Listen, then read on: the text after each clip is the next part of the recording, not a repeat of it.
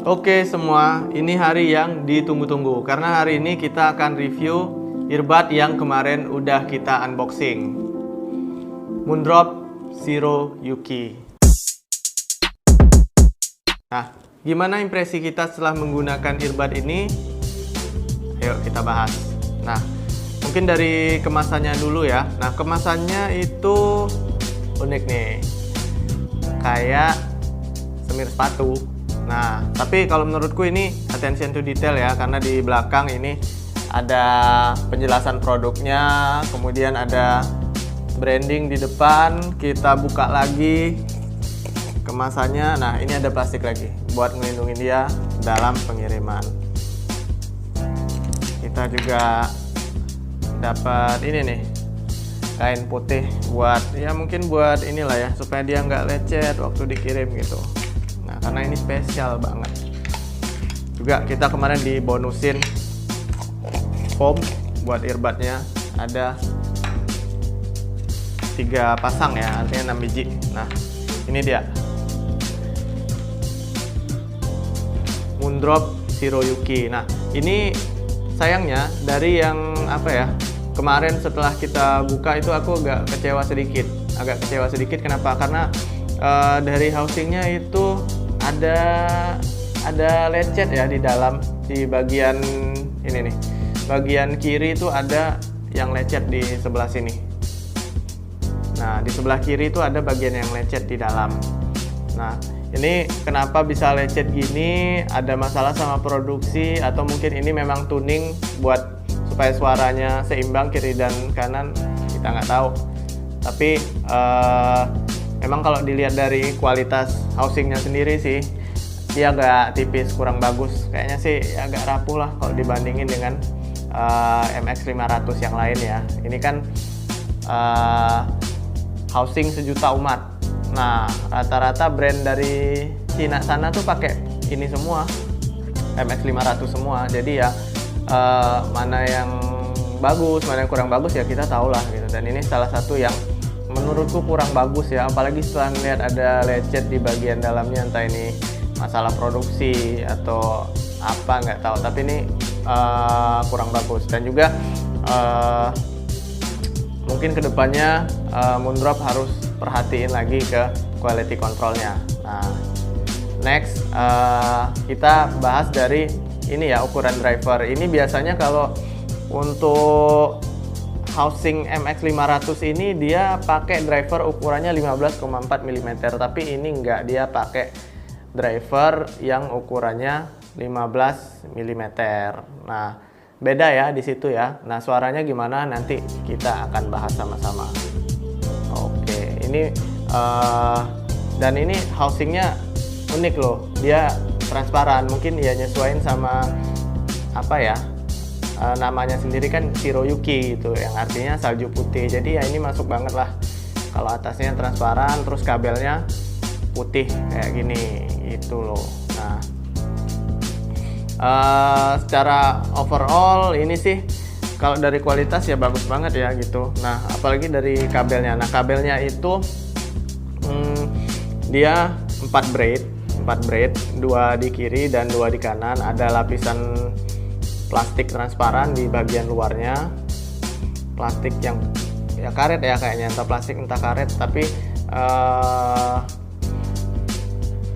lentur sih. Tapi aku takut lama-kelamaan ini bakalan ini ya, degradasi atau lecet atau gimana gitu ya, atau ya dia bakalan jamuran atau jadi jelek lah lama-lama. Tapi mudah-mudahan nggak terjadi. Nah, yang karena ini kabelnya di dalam itu dia pakai lead oxygen free copper, jadi pasti ngaruh ke suaranya bagus juga ya, karena didukung oleh kabel yang bagus sebagai pengantar suara ke driver. Nah kita lihat ke ini ya, mungkin kalau untuk kabel, nah itu cukup bagus ya. Kemudian ke splitternya, nah itu yang unik tuh ada tulisan gini, artinya apa nggak tahu, ini tulisan Cina atau Jepang ya nggak tahu, tapi ini sentuhan yang menarik ya di Moondrop Zero Yuki. Nah, Splitternya sendiri sih cukup bagus, cukup kuat gitu. Kabelnya ya juga kuat sih. Tuh. Kabelnya kuat, berkualitas bagus, dan ini rapi ya. Untuk kabelnya sendiri aku akui rapi, jauh lebih rapi daripada housingnya. Housingnya ya kurang bagus sih menurutku, tapi kalau untuk kabelnya sendiri, splitternya, terus sampai ke jacknya dia rapi. Jacknya sendiri itu ukurannya ringkas, ada karet di pangkal jacknya, kemudian dia gold plated, ukuran terminasinya 3,5 mm gitu loh. Nah ini kualitasnya baik ya, jack sama splitternya kualitasnya bagus, jadi kawan-kawan nggak perlu khawatir kalau beli ini. Beda dengan kalau secara kabel ya, mungkin kalau dibandingin dengan VE yang Mong itu lebih bagusan yang ini gitu. Tapi kalau untuk housing jauh lebih bagus Mong. Mungkin nggak terlalu jauh ya, di atas ini, Mong di atas ini gitu loh. Nah, mungkin kita langsung ini ya, langsung masuk ke suaranya gitu ya. Kalau dari suara sendiri sih, nah ini yang menarik, bahkan banyak yang kita bahas di suaranya gitu. Kalau aku sih kemarin waktu pengujian itu kita nggak pakai burn in sama sekali, gitu, karena memang nggak kekejar buat burn in, ada kesibukan lain waktu itu, jadi ya langsung coba aja selama 1-2 hari waktu itu. Nah, waktu pertama dicoba itu terus terang suaranya gimana ya, agak, kalau dari ini sendiri ya, dari low-nya, dari low end itu dia agak close in gitu, maksudnya fail, suaranya fail itu dalam artian kayak ada tirai yang nutupin dari frekuensi bawah gitu. Tapi kalau secara umum itu frekuensi bawahnya smooth dan cukup cepat gitu. Cuma sayangnya dia agak nutupin frekuensi midnya gitu.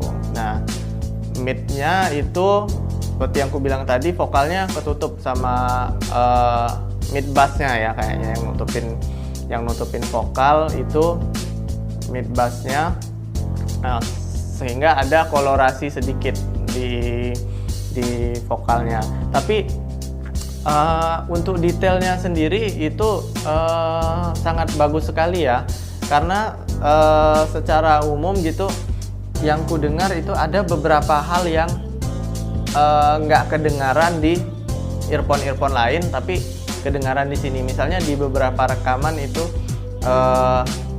aku bisa dengar di satu lagu ya, ada waktu artisnya rekaman ada yang ngomong di belakang, terus juga waktu misalnya di alat musik tertentu kayak simbal misalnya. Nah, waktu sticknya itu mukul simbal, pergerakannya tuh, pergeserannya tuh kedengaran gitu. Mungkin juga kayak di gitar, perpindahan jari gitarisnya kedengaran, sampai di piano itu distorsi di bodinya piano itu kedengaran loh gitu. Nah, dan itu yang sulit sekali untuk didapat dari earphone berjenis earbud, dan itu keluar di sini, luar biasanya keluar gitu. Bahkan yang aku bilang bagus kemarin kayak yang Keykis itu di sini tuh lebih revealing gitu, lebih nonjolin hal-hal yang nggak keluar di earphone lain gitu. Jadi ini kalau untuk analytical listening ya, untuk dengerin musik yang analytical gitu, ini bagus banget karena detailnya itu luar biasa, meskipun ada sedikit kolorasi dari low end, tapi aku rasa setelah di burn in itu mungkin akan hilang ya, karena biasanya gitu, dengan makin lama kita pakai itu juga membrannya makin lentur, nah suaranya juga makin bagus gitu. Biasanya kolorasi bisa hilang misalnya setelah di burn in 50 sampai 100 jam gitu. Nah, Kalau untuk high-nya gimana? Kalau untuk high ini mungkin bukan buat treble lover ya, karena perlu EQ supaya high-nya keluar gitu, supaya high-nya kedengaran cukup baik gitu. Tapi bukan berarti ini high-nya jelek ya, high-nya detailnya cukup bagus sih menurutku. Cuma mungkin kalau kawan-kawan mau yang earphone yang nonjolin high, nonjolin treble-nya, nah ini perlu di EQ ya kawan-kawan. Nah sayangnya kolorasi tadi juga kebawa sampai frekuensi atas gitu. Jadi high-nya juga sedikit sekali ketutup oleh low end tadi. Jadi dia kedengarannya gitu agak ini ya, agak sedikit madi gitu, agak berlumpur lah gitu. Nah tapi tetap ini earbud yang bagus gitu loh. Aku bisa bilang dengan segala kekurangannya ini detailnya bagus banget ya, detailnya bagus banget. Mungkin cuma perlu adaptasi dengan EQ aja.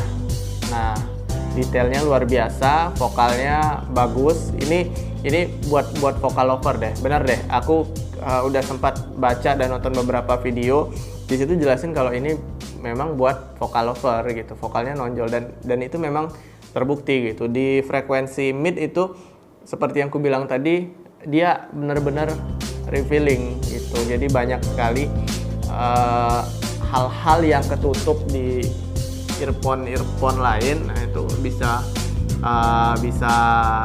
keluar di sini gitu.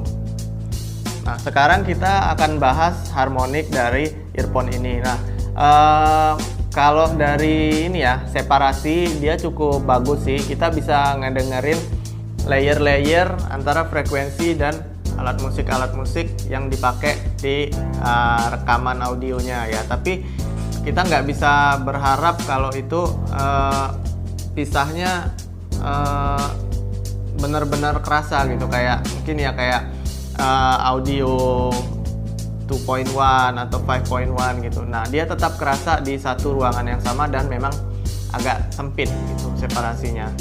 Nah tapi overall cukup baik ya. Sayangnya separasi tadi ternodai oleh kolorasi dari low end yang udah kita bahas sebelumnya gitu. Nah kemudian untuk sound staging itu cukup bagus ya, kedengaran 3 dimensi meskipun dia tipikal earbud ya, bukan suaranya itu nggak mungkin kedengaran dari in your head gitu, kayak dari dalam kepala kita gitu, kayak misalnya kita pakai IEM atau pakai headphone itu nggak mungkin seperti itu gitu. Kalau headphone mungkin ya kerasanya dari in your head banget gitu. Tapi kalau earbud karena dia mungkin isolasi suaranya nggak sebagus IEM atau headphone, jadi ya ini cukup bagus tapi nggak mungkin sebagus itu gitu loh. Nah kemudian untuk distorsi, sayangnya aku masih dengar ada distorsi di beberapa frekuensi tertentu ya. Misalnya di low mid itu ada frekuensi yang distorsi, jadi kedengarannya kayak sember gitu loh. Tapi meskipun begitu nggak pengaruh ke kualitas audionya terlalu banyak. Itu cuma kedengaran di beberapa lagu. Nah untungnya aku nggak ngedengar sibilan sama sekali di earphone ini. Jadi overall ini earphone yang recommended ya, karena kualitas sendiri dia cukup baik kecuali di bagian housingnya gitu. Nah cuma itu aja sih kekurangan. Kemudian kekurangannya cuma di situ. Nah kabelnya sendiri juga aku harus mention, ini kabelnya sekali lagi kabel oxygen free copper ya, yang kabel leads. Jadi ya kita udah tahu lah gimana kualitas kabel ini gitu. Mudah-mudahan kabelnya sendiri ya tahan gitu loh. Nah tapi ya kayaknya kalau transparan gini sih, covernya transparan ya, mungkin kita nggak bisa, ya mungkin 1 tahunan bisa tahan lah, mudah-mudahan lebih ya kabelnya. Tapi ini selama dia masih produksi Moondrop masih produksi Shiroyuki dan ini nggak terlalu mahal ya, suaranya cukup bagus, jadi mungkin ya kita bisa berpikir untuk beli lagi lah gitu. Nggak apa-apa, bagus.